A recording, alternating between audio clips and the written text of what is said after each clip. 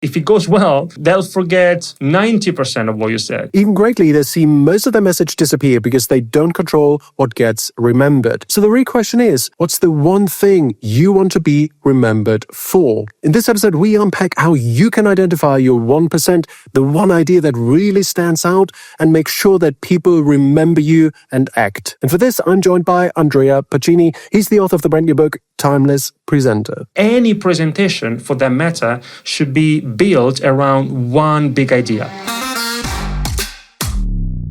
Your audience has a spam folder. What does that mean? When you speak in public, no one labels your message spam. At least they don't do it out loud. But it's very similar. If what you say is either irrelevant, if it's self-serving, then that's how people will receive it. And once they filter you out, then it's very hard to get back in. So relevance is key in communication. And I would argue that having the ability to craft and deliver a message that's relevant to your audience is perhaps the most important principle in communication. It makes absolutely sense, right? We know email has a spam folder, but we also have a spam folder in our brains based on patterns of previous experience. So when a speaker starts with, hello, my name is, it's so nice to be here, I'm excited, la, la, la. From our pattern recognition, we probably know this is going to be spam because no great speaker with interesting things to say would start a presentation that way.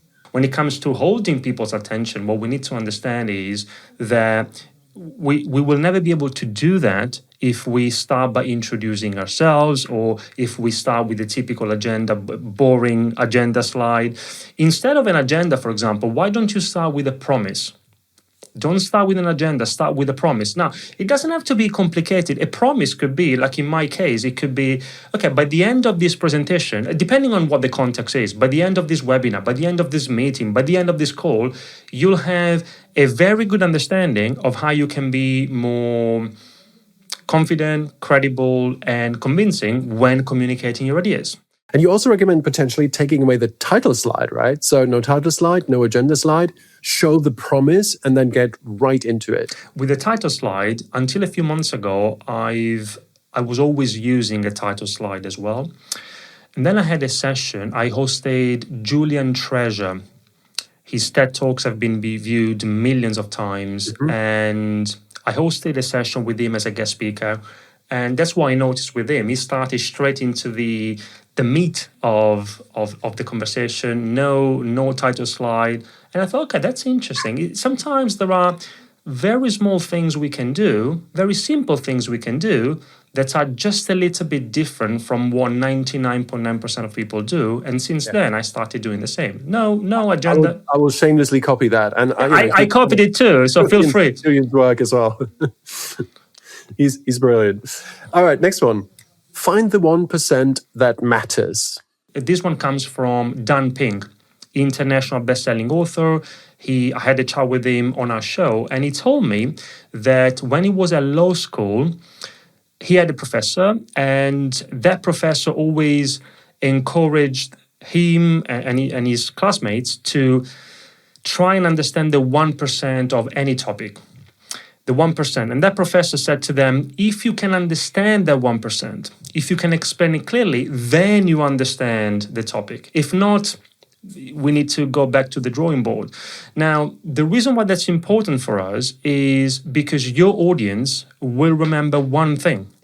A couple of days after your presentation, if it goes well, they'll forget 90% of what you said. So you need to have clarity, first of all, for yourself. What's your 1%? What's the big idea behind your presentation? Any presentation, for that matter, should be built around one big idea. That's it.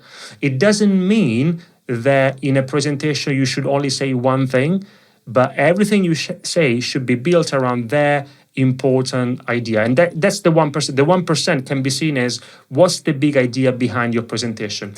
If you're not clear about that, you can't expect the audience to have the clarity for you.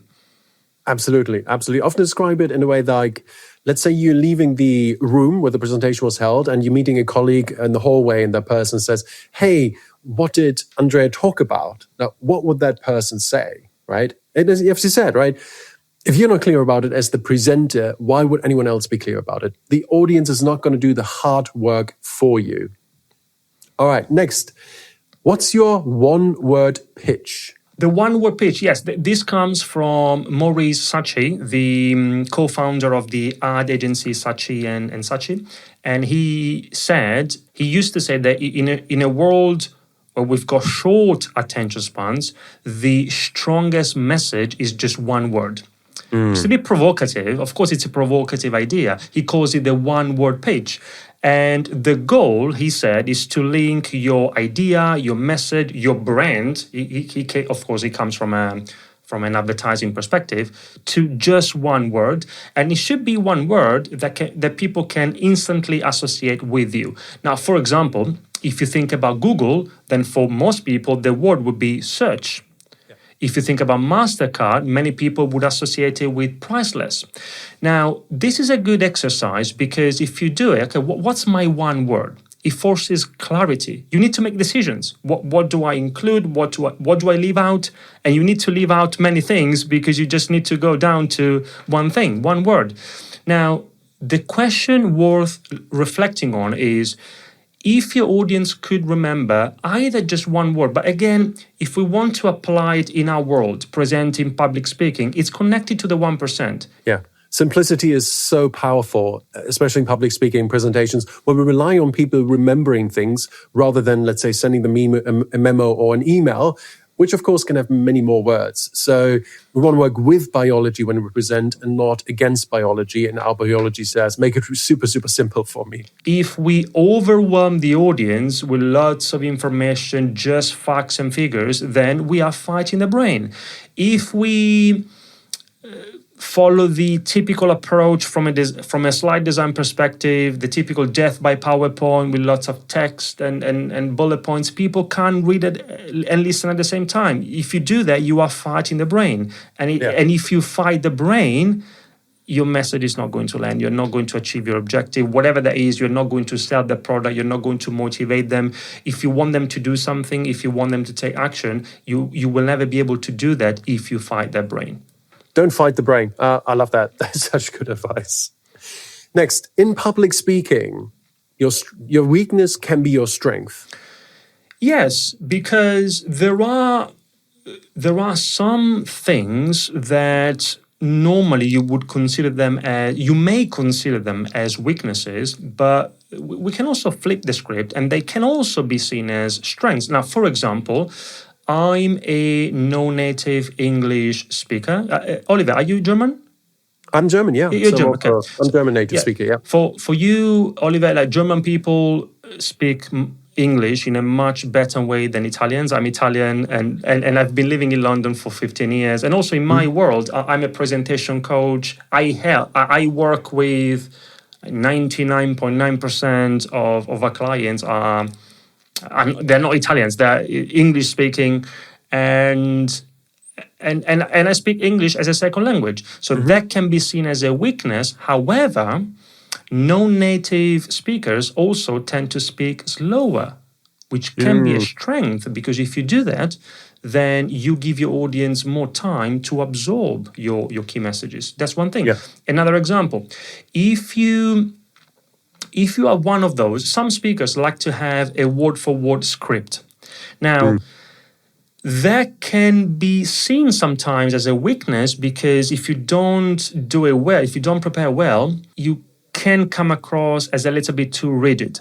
At the same time, if you do it well, then people who like to have a script, they tend to prepare more. And preparation is key for effective communication. So that can be a strength as well. Perfect. I love that. Next, clear is kind. Clear is kind. Yes, this comes from, so we're talking about ideas from my new book, Timeless Presenter. This comes from my previous book, or better yet, when I published my previous book, Confident Presenter, I published it with Rethink Press. That's the publisher. And the founder of the publishing company, Lucy McCarahan, wrote a few books, one in particular, Book Builder. It's a book on how to write a book. And there's a chapter that stayed with me. The title of the chapter is Be Kind to Your Readers.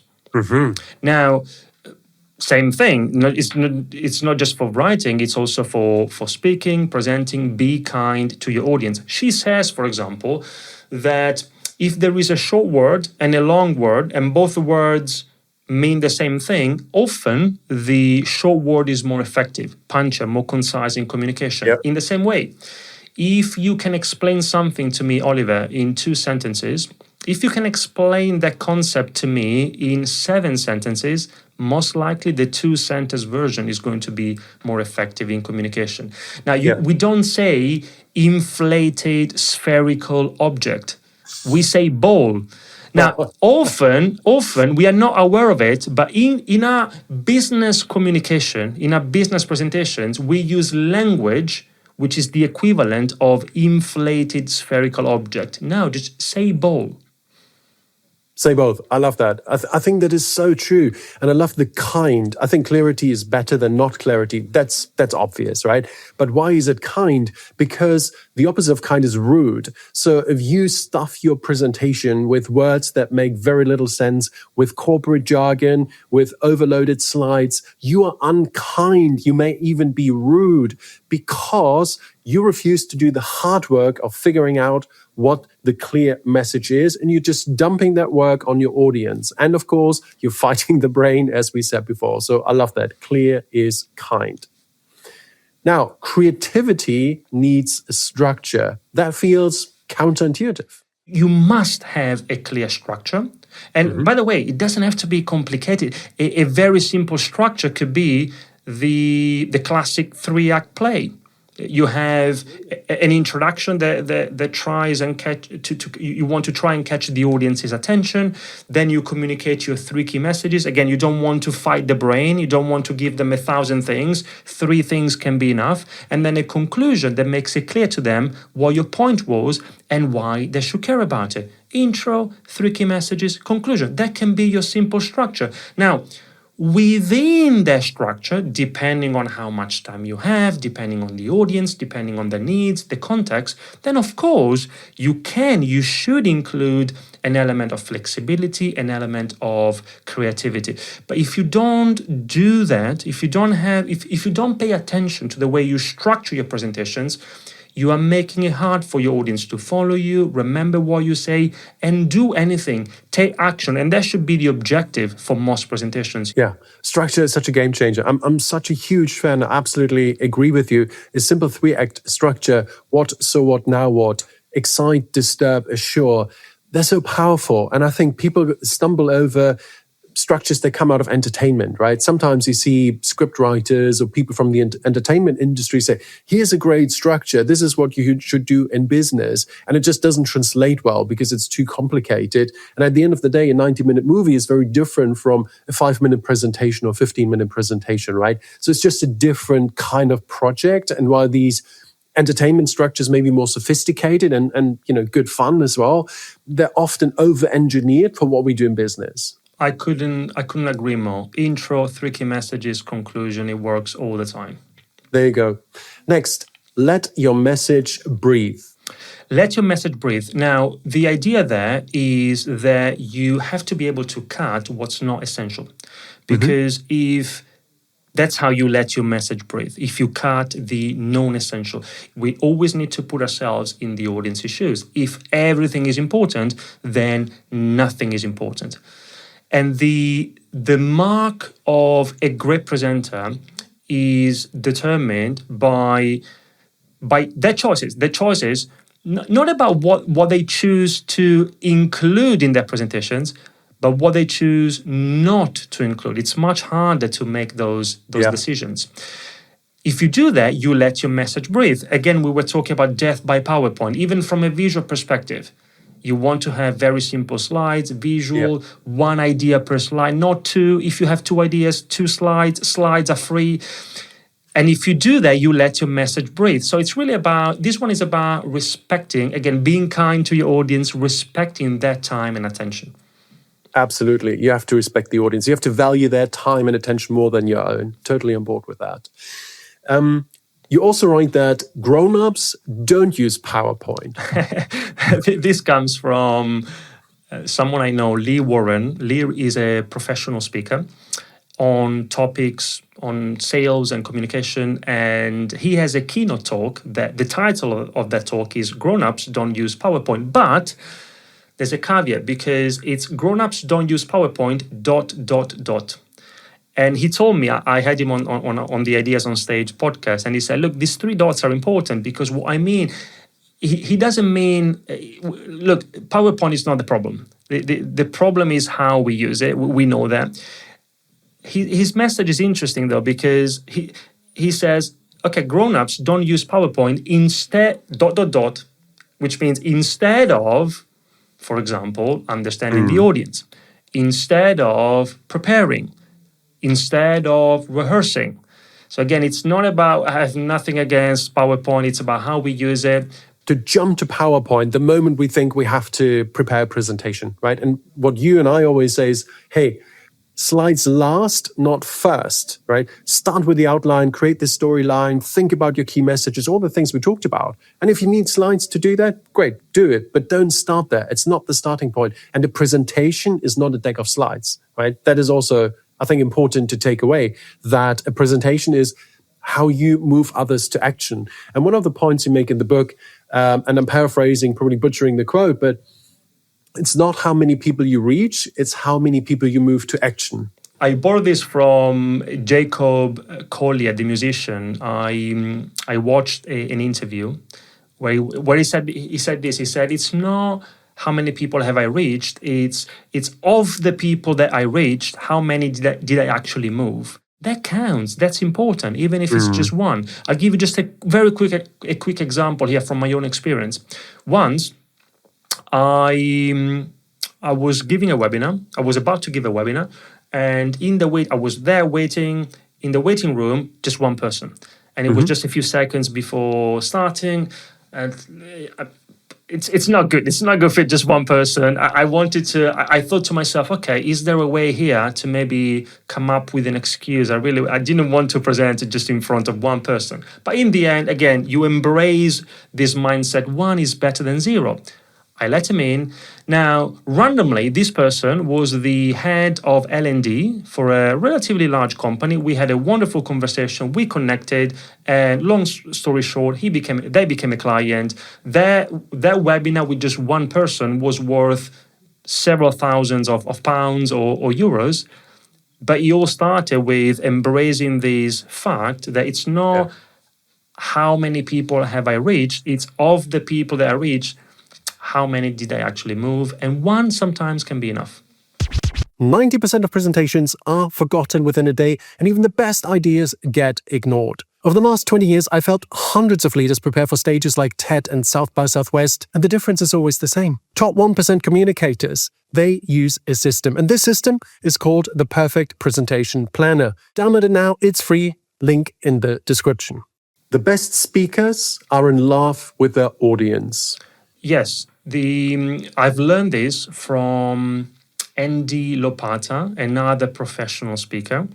And in a conversation, he told me that he was invited at an event for a hairdressing company. And he knew nothing about the industry, but instead of guessing what might resonate with that particular audience, he did something that very few people do. Unless you are a very good speaker, he asked to speak to 5 people who would be in the audience. And he learned more about the industry, their challenges. He asked for some examples and stories. He included all of these things in his presentation. He created a talk that was 100% relevant to his audience. That's why I do believe that the best speakers are in love with the audience. Absolutely. And we can all replicate this in any meeting, in any workshop, for instance, by asking in the first few minutes, hey, let's go around the table. I'd love to hear from each of you one thing you would like to get out of today. Right. And then on the spot, of course, it's hard to adjust the workshop on the spot, but usually you kind of know what direction to take. But the fine tuning, that's where the beauty is. And then you can address your audience, say, oh, John, I know this is a big topic for you. So, and then you refer to what you're talking about. So this is, I think, a very simple way to fall in love with your audience, which is just a beautiful concept. I love these, Oliver. I do these all the time. I often ask what would you like to What would you like to get out of this session? Yeah. And then, as you said, you have a plan. You are prepared. And it's not about changing the whole thing entirely. It's just a matter of, at key moments, if you are planning to say something which is somehow connected to something that that person said at the very beginning, you go back to that comment. You go back to another comment. It can be as simple as that. Think like a journalist.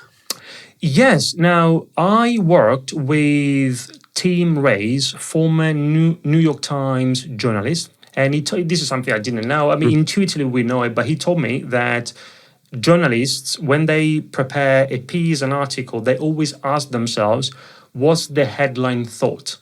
The headline thought, which often that becomes the actual headline, the title of the article. I'll give you just another very quick example here.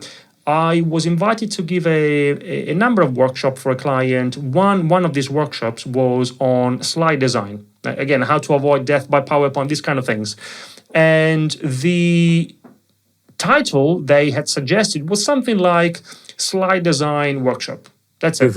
And then at the end, we came up with how to make your slides look less shit. And it's I hope I can see this. I can say shit. Yeah, if just the title, the headline thought, how to make your slides look less shit. I could see the people coming into the workshop. They were laughing and they were just curious. Okay, I want to learn more here. Tell me more about how I can do that.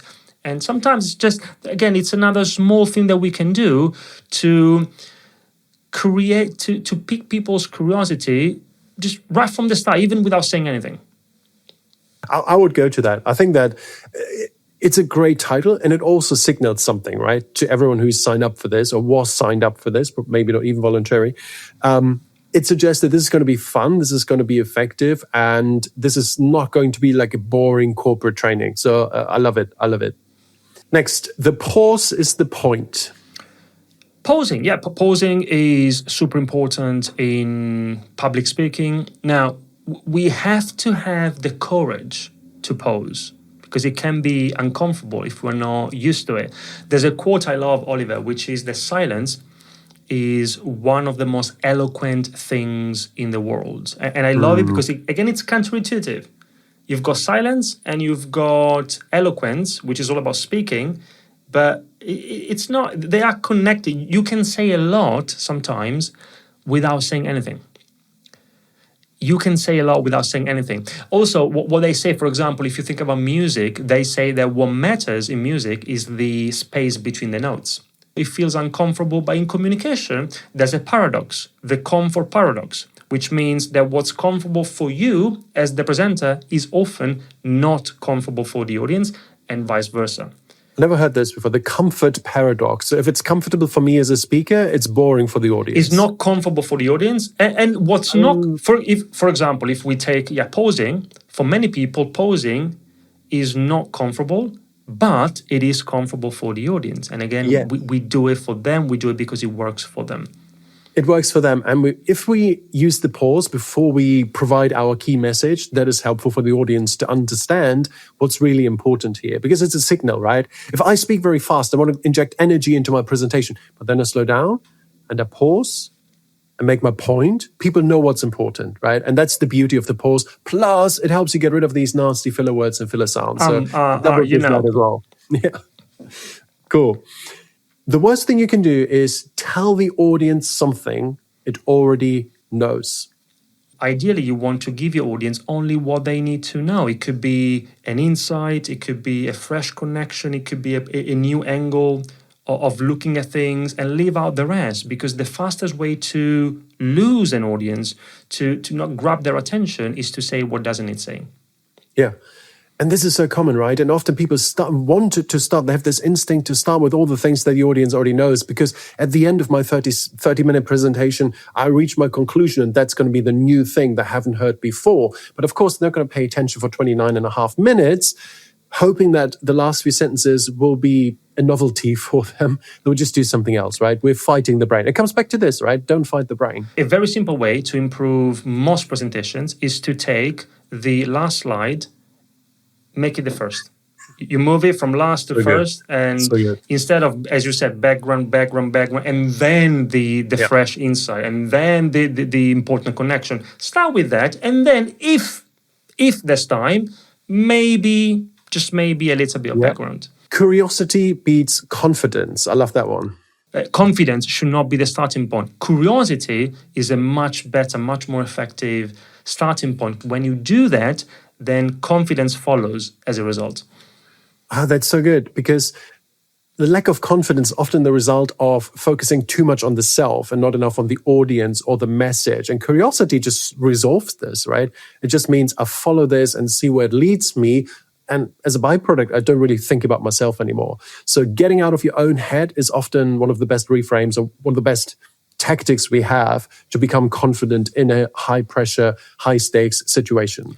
This is also connected, Oliver, to something else I talk about in the book, which is the idea of look at that instead of look at me. In general, you communicate something.